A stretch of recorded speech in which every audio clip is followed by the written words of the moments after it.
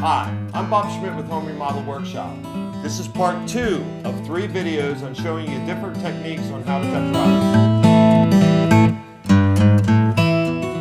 Alright, there are going to be times that you have to do what they call a rip on the board, which is basically you have a 4-foot width on a typical piece of drywall, and let's say you have a ceiling board or a wall board that you only want 3 foot wide. So you have to cut something off the length. The basic techniques that you did for cutting the board lengthways can also be done long ways. Either you can say you want 12 inches, you can hold your tape at 12 inches, put it up on the top of this seam, hold your knife against the bottom, and go ahead and cut. Or you can measure your 12 inches, put your pencil mark or a notch in the edge of the board like we did the last time.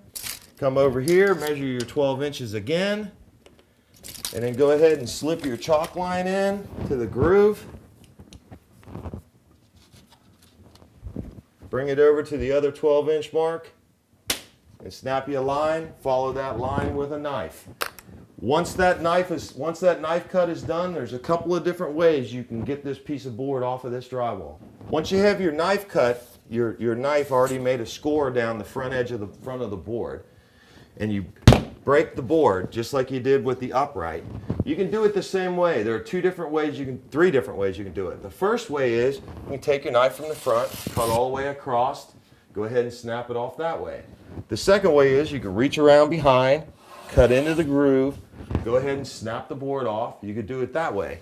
But a third way, especially on a length cut, is you can simply bend the board over like this, pushing on one corner. You can push it down, and it'll come right off that way too. Yes, it will do a little tear on the back of the paper, but not enough to do any damage to the integrity of the board. Here's a round box. You pretty much cut all round boxes the same. Whether it's this size box or it's a can light round, there are 2 different ways you can measure it. The first way is to measure from your framing and come over and measure to the center, which this here would be about 33. Then measure from your top and measure down to the center again, which that would be 38. So where the 33 and the 38 cross, that's going to give you your center of your box. This box here in particular happens to be a slightly heavy 3.5 inches, and that's what we're going to want to cut our circle. Every round box that you have in your house can be measured that way. A second way to measure that is to measure over from wherever you're coming from. Measure this edge of the box, which is at 24. Measure this edge of the box, which is at 27 and 9/16. Go ahead and transfer those marks onto your drywall. Then measure down from the top of your framing, from where the board's going to go tight. And the top of your box is measuring here at 27. And the bottom of your box is measuring 30 and 9/16. Once you get that, you're basically going to have 4 square marks. Then you need to make a circle mark in the center of it. There are a couple different ways you can do that. Here are the 2 different ways I showed you to mark them. This is the center mark, and this is the 4 side mark. Now, we already measured the box. We know we want 3 and 9/16. There's 2 ways you can do it. You can take a simple compass, kind of measure it up so that it's pretty close, so that it hits all the lines.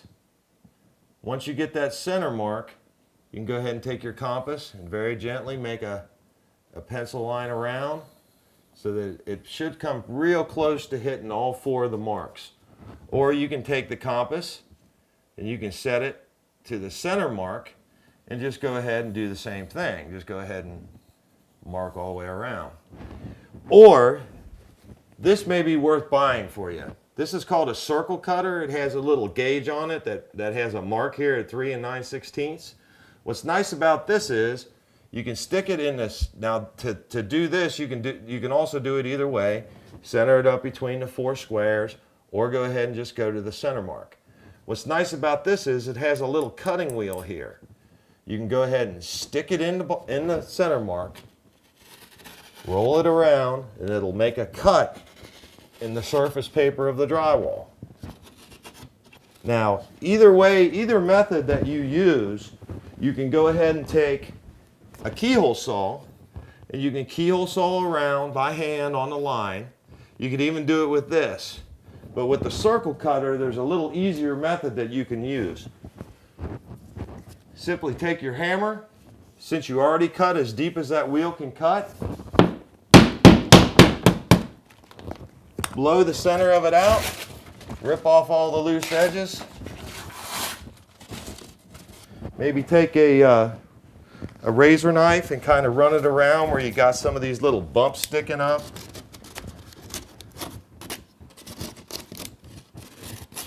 And this board's ready to hang.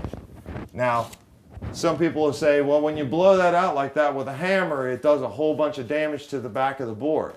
That's true. But as long as you do it gently enough and you cut as deep with the circle cutter as you can, there's plenty enough integrity here to keep that drywall intact and give you a nice fit around that round box. Let me show you a third technique for how to cut out a round hole.